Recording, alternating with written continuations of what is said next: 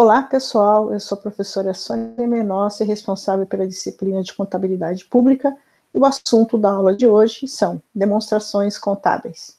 Então, vamos iniciar nossa aula. As demonstrações contábeis, elas resumem todas as operações que acontecem durante o período financeiro. E como eu disse em aulas anteriores, nós estamos passando por um processo de mudança.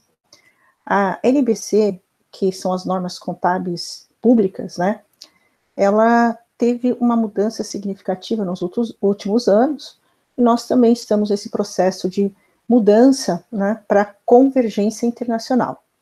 Em 2019, houve uma mudança em relação à apresentação das demonstrações contábeis. Nós vamos falar um pouco dela agora, juntamente com a 4.320. Nomenclaturas e conteúdo. A Lei 4.320, que nós já comentamos sobre ela também pede algumas demonstrações. E também, como eu disse há pouco, a normatização contábil das demonstrações públicas também pedem alguns demonstrativos. Então, então, há uma junção para respeitar a legislação, a 4.320, bem como a normatização de contabilidade. Por exemplo, a demonstração do resultado é igual à demonstração das variações patrimoniais. As demonstrações de informações orçamentárias também igual ao balanço orçamentário. Apesar das nomenclaturas serem diferentes na legislação, elas têm o mesmo conteúdo. No entanto, o balanço financeiro ele só é pedido na 4.320.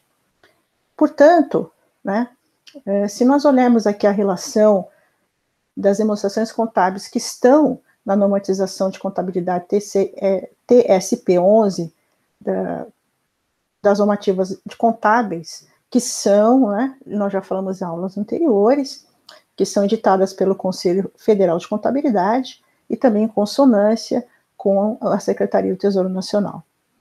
O que essa normatização diz?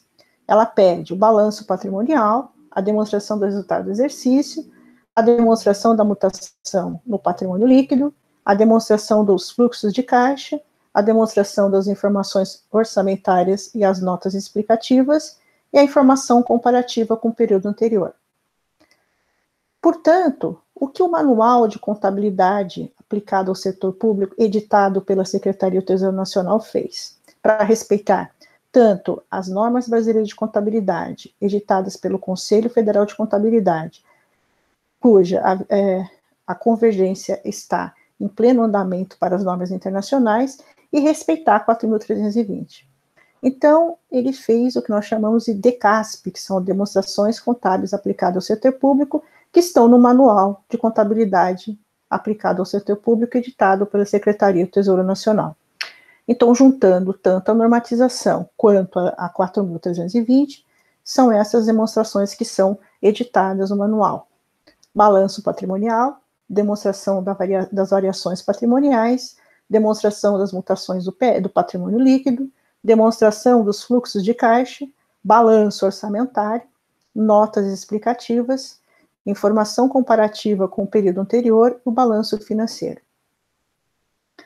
Nesse sentido, né, as estruturas das demonstrações contábeis contidas nos anexos da Lei 4.320 foram atualizadas pela Portaria de 2012, que está em consonância com os novos padrões da contabilidade aplicada ao setor público. Por isso que o manual juntou a ambas, né, para que respeitassem a legislação vigente contra as novas normatizações.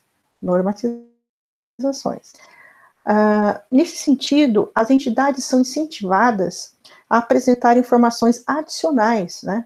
As entidades são incentivadas também a divulgar informação sobre a conformidade com as leis e outras formas.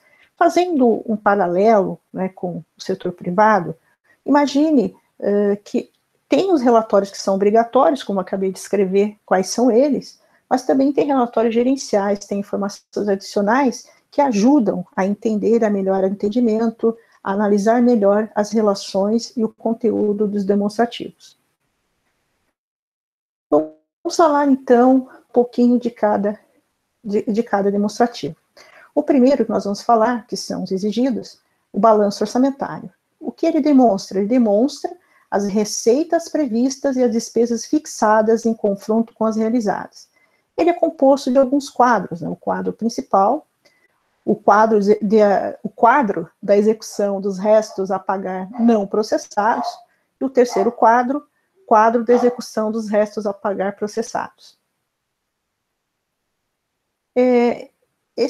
Essa figura que vocês estão vendo é uma figura que está lá no manual, né? É um exemplo de como seria o quadro principal do balanço orçamentário. Primeiro, vocês veem as receitas correntes descritas, e depois as receitas de capital, né, descritas. Agora vamos falar do balanço patrimonial. Quando você vê o balanço patrimonial, você vê lá uma figura estática, né? Você consegue entender lá onde estão os bens, onde estão os direitos, onde estão as obrigações da empresa. Nesse sentido, o balanço patrimonial é a demonstração contábil que evidencia de forma qualitativa e quantitativa a situação patrimonial por meio de contas, bem como os atos potenciais que são registrados em conta de compensação, natureza, informação de controle. Então, vamos entender o que é esse balanço patrimonial. Ele é composto de alguns quadros, o quadro principal, que nós veremos daqui a pouco, o quadro dos ativos e passivos financeiros e permanentes, respeitando aí a Lei 4.320, o quadro de compensação, né, controle, respeitando a legislação também, e o quadro do superávit e déficit financeiro. Então, é só um pequeno resumo de como seria esse balanço patrimonial. Do lado esquerdo, nós vemos as contas de ativo, temos o ativo circulante, ativo não circulante.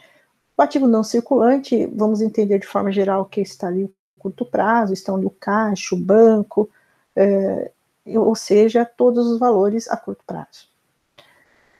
E o ativo não circulante também é composto por subgrupos, né, que são aí o realizável a longo prazo, são valores a receber superiores aí a um ano. Nós temos também o mobilizado, onde estão registrados os computadores, as edificações, o ativo não intangível, o ativo intangível, ativo intangível, e também aí nós temos os investimentos.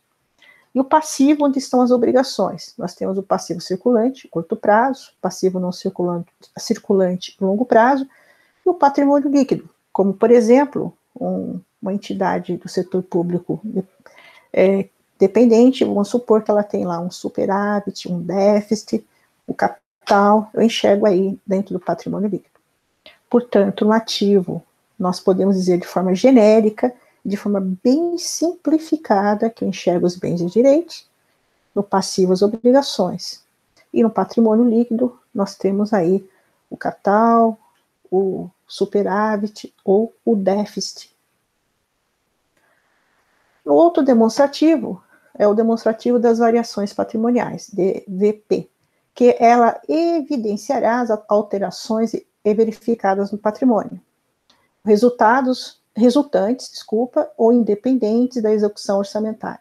Indica o resultado patrimonial do exercício. E nós vamos ver outro demonstrativo, que é a demonstração das variações patrimoniais. Ela indica o aumento quando é receita, a diminuição quando é despesa, em relação ao patrimônio líquido. Para você fazer uma comparação e entender como é essa demonstração, ela é semelhante à demonstração do resultado do exercício no setor privado. E como seria essa demonstração do resultado do exercício? Eu elenco todas as minhas receitas, todas as minhas despesas, e ao final, se for o setor privado, eu tenho lucro e prejuízo. Se for uma entidade sem fins lucrativos, por exemplo, eu tenho lá um ganho ou uma perda. Eu relaciono todas as minhas receitas e despesas que vão afetar o patrimônio líquido. É a demonstração do fluxo de caixa. Ela apresenta as entradas e saídas de caixa e as classifica em fluxos operacionais, investimentos e de financiamentos. É uma análise da capacidade da entidade gerar caixa, utilizando, assim, recursos próprios e de terceiros. E o que ela identificará? O que o fluxo, esse demonstrativo identificará? Primeiro, as fontes de geração dos fluxos de entrada de caixa. B, os itens de consumo de caixa durante o período das demonstrações contábeis. E o C, o saldo do caixa na data das demonstrações contábeis. Outro demonstrativo é a demonstração das mutações do patrimônio líquido. Ela demonstrará a evolução, ou seja, o aumento ou redução do patrimônio líquido da entidade durante um determinado período financeiro. A DNPL é obrigatória para as empresas estatais dependentes, constituídas sob a forma de sociedade anônima, somente para elas, como vocês podem observar. Demonstração das mutações do patrimônio líquido. Exemplo, né? O que entra nessa demonstração? As transações de capital com sócios, por exemplo, vou aumentar o capital. Se teve ganho ou perda patrimonial, ou seja, superávit ou déficit. No caso A, B, C, D, né, o anterior foi o A, destinação do resultado, transferência para reserva e distribuição de dividendos. E o balanço financeiro, que ele vai evidenciar as receitas e despesas orçamentárias, bem como os ingressos e dispêndios extra-orçamentários conjugados com os saldos de caixa do exercício anterior e os que transferem para o início do exercício seguinte. Aí está o quadro demonstrativo que está lá no manual, para vocês entenderem como seria essa estrutura do quadro do balanço financeiro. Nós temos lá o saldo em espécie para o exercício seguinte, o saldo em espécie do exercício anterior, resultado financeiro, e as receitas orçamentárias, que são as transferências financeiras, recebimentos e assim por diante. Um detalhe importantíssimo, o resultado financeiro do exercício não deve ser confundido com o superávit ou déficit financeiro do exercício apurado no balanço patrimonial, que nós já falamos quem apura isso, qual o demonstrativo que nós vamos verificar isso daí. Bom, por hoje é só, muito obrigado, foi um prazer estar aqui com vocês. Até mais.